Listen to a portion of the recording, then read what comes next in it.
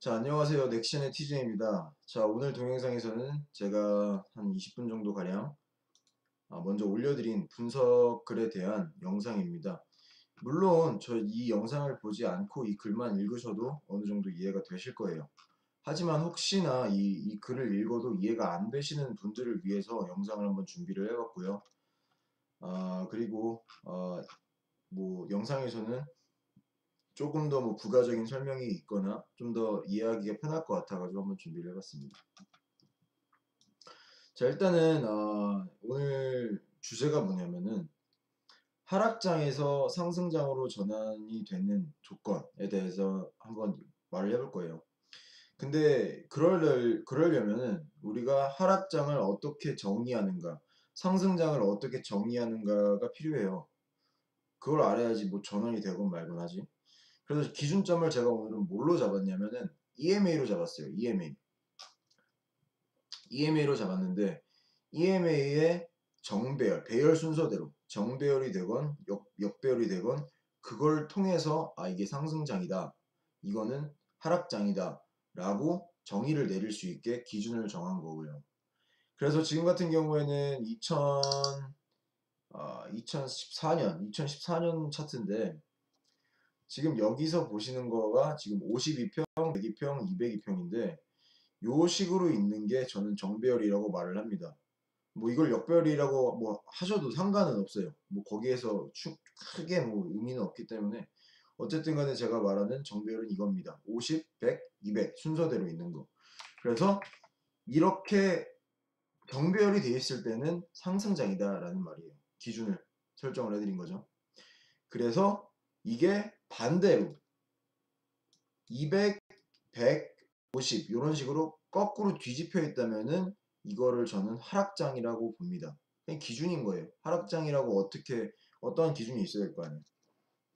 그래서 그 기준은 EMA가 되겠는데 그 EMA가 정배열로에서 역배열로 가는 순간이 그러니까 전환이 되는 그 트랜지션이 지금 앞에 보시는 것과 같은 이런 차트거든요. 근데 이런 트랜지션에서 어떤 특징을 가지고 있느냐를 저는 한번 오늘 집중을 해서 말을 해보고 싶어요. 그래서 일단 2014년 차트를 보신다면은 1차적으로 여기서 데드크로스가 나옵니다. 데드크로스가 나오고 단시적으로 본다면은 여기서부터 여기까지의 어느 정도 수익을 누릴 수 있는 매도 관점이 나옵니다. 그러고 나서 이제 우리가 또 여기서 봐야 되는 것은 두 번째 동그라미에서는 이제 52평이 202평을 이제 하방 이탈을 했죠. 하방 교차를 했죠. 그랬는데 이제 50하고 102평이 가지는 의미하고 50하고 202평의 교차가 가지는 의미는 조금 다를 수밖에 없거든요. 이유는 202평하고 102평의 그 기간의 차이죠. 202평은 말 그대로 200일 동안의 그 평균을 낸 거고 102평은 말 그대로 100일에 대한 평균을 낸 거기 때문에 202평과의 교차가 좀 더 무딜 수밖에 없어요. 그리고 좀 더 뭔가 장기적인 관점을 볼 수밖에 없다는 얘기죠. 그래서 결론적으로 제가 하고 싶은 말은 단기적으로는 먹을 수 있었어요. 이것도 여기서 이렇게 그 상방 교차가 나오면서 요쯤에서부터 아니지 정확히 말하면 한 요쯤이죠. 요쯤이기 때문에 단기적으로 매도 관점은 솔직히 맞지 뭐 여기서부터 요만큼 먹었을 수도 있겠지만 그 정도로 단기 보려고 EMA 50하고 200을 보진 않잖아요. 그렇기 때문에 틀린 거죠. 어떻게 보면은 아예 반대 매매를 했다면은 성공했을 만한 그런 구간인 거죠. 여기서 크로스가 됐기 때문에 여기서 아예 물론 데드 크로스가 매도 관점으로 봐야 되는 그러한 특징이지만 이런 상황에서는 매도가 아니고 매수의 관점으로 봤다면은 적어도 이 파동에 대한 어느 정도 수익을 가져갈 수가 있었을 거예요. 그리고 나서 상방 교차가 다시 나옵니다. 이게 어떤 뜻이냐면은 이게 정배열에서 역배열로 시도를 하다가 다시 정배열로 돌아온 거잖아요. 그러니까 1차 시도를 실패한 거예요. 1차 시도를. 제가 실패했다고 말씀을 드리는 이유, 좀 강조를 드리는 이유가 앞으로도 이런 특징들을 보여줄 거이기 때문에 제가 이걸 강조를 드리는 거예요. 지금 제가 차트를 복기를 해봤을 때 항상 역배열에서 정배열이던 간에 정배열에서 역배열이던 간에 그 교차 구간, 트랜지션 구간에 왔을 때는 당장 이렇게 데드크로스가 있고 나서 이런 식으로 있고 나서 하방을 찍진 않았어요. 지금까지 차트를 복귀해보면. 물론 4시간 봉 차트에서 뭐 1시간 봉 차트에서는 다른 특징들을 보여주겠지만 제가 지금 오늘 강조하고 싶은 거는 1일봉 안에서의 EMA 그리고 그 역전 그게 어떤 그림들을 보여주는가에 대해서 집중을 한번 해볼게요. 그래서 결론적으로 말하면은 2번하고 3번에서는 실패를 정배열에서 역배열로 가는 도중에 실패를 한번 했다는 걸 보여주고 있어요. 그래서 이렇게 구간이 붕 떴다가 다시 좁혀지는 순간 다시 한번 데드크로스가 나오고 여기서 또 한번 52평하고 202평이 데드크로스가 나오면서 하락장이 시작됩니다. 제대로 된. 물론 하락장은 여기서부터 시작을 했어요. 하락장은 여기서부터 시작을 했는데 EMA는 이제 후행이기 때문에 거기에 대한 걸 어느 정도 감안을 하셔야겠죠. 그래서 제대로 된 하락은 아직 맛을 못 본 거죠. 여기서는 아직 물론 하락이 많이 나왔지만 그런 식으로 후행이기 때문에 그런 점을 약간 감안을 해볼 필요가 있겠죠. 어디 갔니? 친구들? 오케이. 깜짝이야. 잠시만요. 그래서 똑같이 지금 이제 2014년도 차트를 봤을 때 이랬는데 이게 과연 일관성이 있느냐. 왜냐면 이때만 이랬으면은 제가 이렇게 준비를 안 했죠. 이때만 이랬으면 이번 하락장에서도 그랬기 때문에 제가 이걸 준비를 한 거예요. 물론 이제 하락장의 기준은 뭐 다 다르지만 여기서부터 하락은 시작이 됐어요. 최고점부터 시작을 한 건데 제가 오늘 다시 한번 말씀을 드리지만 오늘은 EMA 기준에서 하락장을 어떻게 명명을 하느냐 정의를 하느냐 그거예요. 그래서 정배열이었는데 역배열로 바뀌었어요. 결론적으로는 여기서부터 요 사이에 그 EMA끼리 비벼지면서 별이 역전이 된 건데 1번 서클에서 1번 동그라미에서 1차적으로 데드크로스가 나옵니다.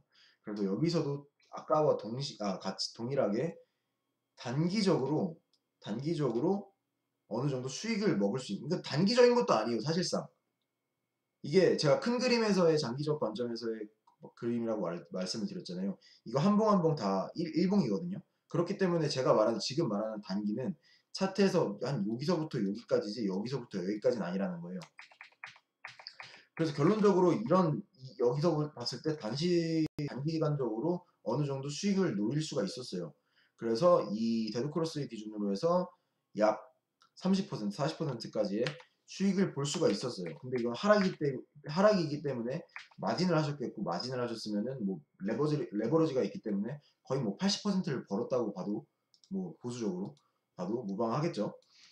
그리고 나서 또 여기서 한번 52평이 202평을 하방 교차합니다. 하방 교차한 시점이 바로 여기에요. 여기죠.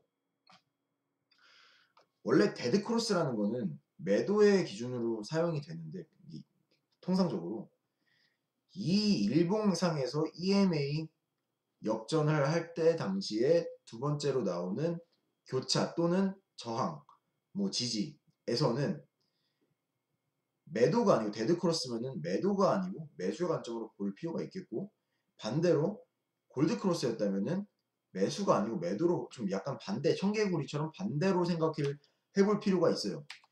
여기에 대해서는 좀 이따 이제 역배열에서 정배열로 가는 거에 대해서 말씀을 드릴 때 또 나올 거예요.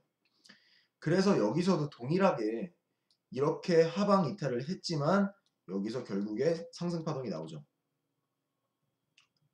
이게 여기 기준으로 해서 한 12%? 그 정도 가량이 나오고 그 전저점을 기준으로 해서 만약 진짜 그때 당시에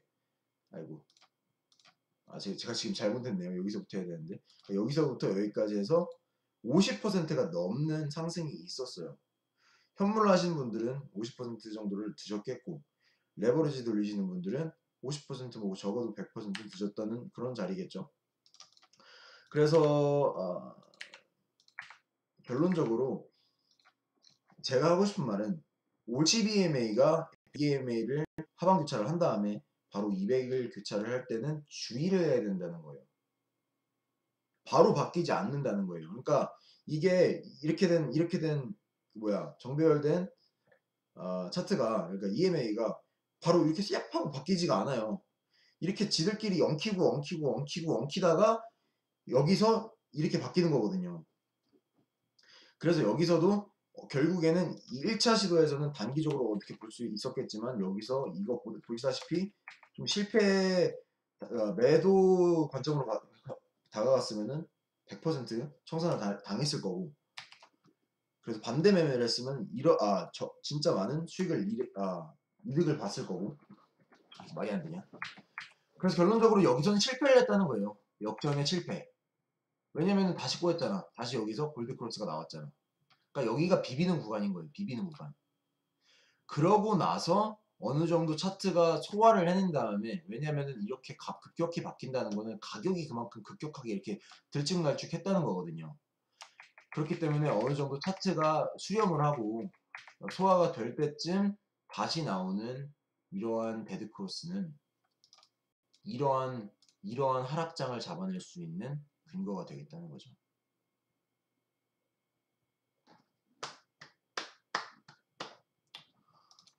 자, 그래서 지금은 사실 그렇게 사람들이 그렇게 말할 수 있어요. 차트 복귀 왜 하냐?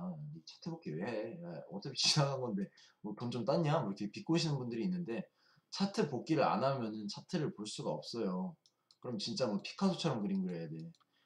기준이라는 걸 어디서 따와야 될 거 아니에요. 기준이라는 걸 피보나치도 기준이고 다 기준을 따와야 되는데, 기준 없이 그냥 피카소처럼 그릴 수도 있겠지만, 이런 식으로 특징들을 찾아서 이렇게 역전이 될 때는 이렇게 됐구나. 다시 정배열에서 역배열 갈 때는 이렇게 됐구나. 역배에서 정배열 갈 때는 이런 특징들을 보여줬구나. 약간 일관성을 찾아가면서 다음에 이런 기회가 왔을 때는 이렇게 대응을 해야지 라는 그런 관점이에요. 그래서 오늘 영상은 사실 트레이딩에 대한 그런 것보다는 좀 더 큰 진짜 추세를 바꾸는 그러한 분석이죠. 그래서 지금 상승장에 대한 것도, 그러니까 지금 같은 경우에는 정배에서 역배로 가는 거, 정배에서 역배로 가는 거를 그 예제들을 봤는데, 반대로 역배에서 정배로 가는 차트를 한번 복기를 해볼게요. 한 2015년 정도에 나왔던 차트고요. 여기서는 전 RSI가 중요하다고 생각을 해요. 잠시만요. 보시면은 여기서도 보시면은 역배열이었어요. 역배열. 200, 100, 52평이 이런 식으로 순차적으로 있었는데, 이게 여기 끝에 머리쯤 가니까 반대로 바뀌었네. 뒤집혔네. 근데 이게 과연 그냥 진짜 그냥 윗가락 뒤집어지듯이 그렇게 딱 돌아가는 게 아니라는 거죠. 실타래가 엉키는 것처럼 그렇게 해서 뒤집어지는 게 EMA라고 생각을 하시면 편하시겠고요. 그래서 1번 관점에서 봤을 때도 여기서도 약간 정배에서 역배로 갈 때랑 약간 비슷해요. 결론적으로 첫 번째 골드 크로스는 좋은 사인이에요. 그래서 그 기준을 봤을 때 여기가 기준이죠. 여기를 기준으로 해도 한 17%, 20% 가량, 18% 가량의 상승이 나옵니다. 근데 그거를 우리가 예를 들어서 5달 동안 가져갈 만한 그러한 사인은 절대 아니라는 거죠. 뜻을 계속 한번 생각을 해봐야 돼요. 50일 2평이랑 100일 2평이 얼마나 먼 미래를 보여줄 것인가에 한번 생각을 해봐야 돼요. 그러고 나서 이번 동그라미에서는 저항을 받아요. 좀 집중해서 볼게요. 여기서 보시면은 뚫으려고 급격하게 가다가 이런 상승이 있었으니까 EMA가 이렇게 후행을 해서 따라오죠. 근데 다시 여기서 반등이 천천히 떨어지면서 다시 떨어지기 시작해요. 이거를 저는 실패라고 봐요. 역배에서 정배로 가는 그 시도 중에서 1차적인 실패라고 저는 생각을 하는 게 이 50과 202평. 아까 하락장에서도 그랬죠. 근데 이 구간을 견뎌내고 실타래처럼 이렇게 엉키다가 결국에는 이렇게 순차적으로 50이 100을 가로지르고 200을 가로지르는 이러한 골드크로스가 나와요. 그러면은 물론 상승장이 나오겠죠. 근데 지금 비트코인 같은 경우에는 그렇게 특히나 일봉상에서는 예제가 많이 없어요. 사실상 제가 이 영상을 준비한 것도 어떻게 보면 물거품이 될 수가 있고, 제가 열심히 글을 쓴 것도 다 개풀 뜯어먹는 소리가 될 수가 있는 게, 예제가 한 번밖에 없어요. 예를 들어서 이게 다 뭐 3번, 적어도 2번 정도는 있었던 패턴이면은, 다음 하락장에서는 뭐 아까와 같은 그런 것들을 고려를 해가지고 데드크로스가 나왔을 때 단기 매도를 잡고, 그 다음에 두 번째 200이랑 50 데드크로스가 나왔을 때 매수를 한번 잡아보자, 이런 기준이 생기는데, 이거는 한 번이랬던 거예요. 한 번. 단 1번.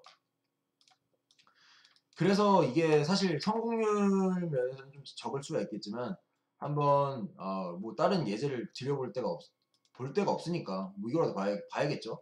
그래서 여기서 중요한 거는 골드크로스가 나왔을 때 RSI가 그 전후로 해서 전후로 해가지고 과매수 구간에 진입을 했었다는 거.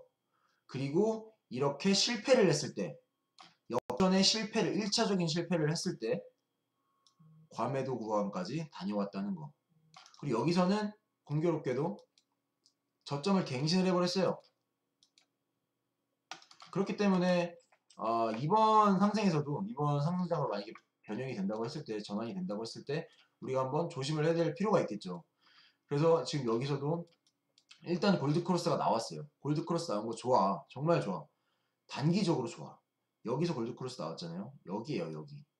여기서부터 단기적으로 뭐 제 생각에는 한 5,800까지는 한 요 정도 선까지 한 5,800? 한 요 정도 선?